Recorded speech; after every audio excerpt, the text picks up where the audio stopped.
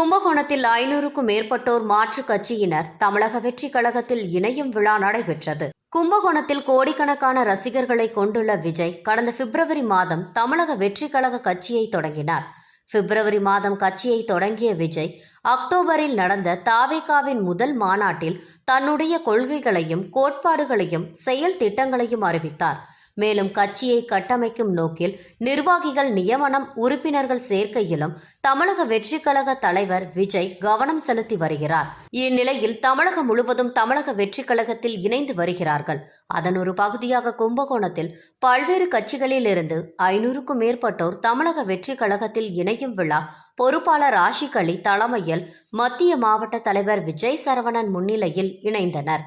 இதில் மாவட்ட தலைவர் நிசாம், மாவட்ட செயலாளர் மாணிக்கம், மாவட்ட பொருளாளர் பிலிக்ஸ், ஒன்றிய தலைவர்கள் ஐயப்பன், உலகநாதன், சட்டமன்ற தொகுதி பொறுப்பாளர் வினோத் ரவி, மகளிரணி தலைவி பிரபாவதி, மகளிரணி செயலாளர் லக்ஷ்மி, நிர்வாகி மேகலா, மாவட்ட நிர்வாகி பிரபாகர், பாண்டியன், திலீப் குமார், ஆஷிக் அலி மற்றும் நிர்வாகிகள், பொறுப்பாளர்கள் உள்ளிட்ட ஏராளமானோர் கலந்து கொண்டனர்.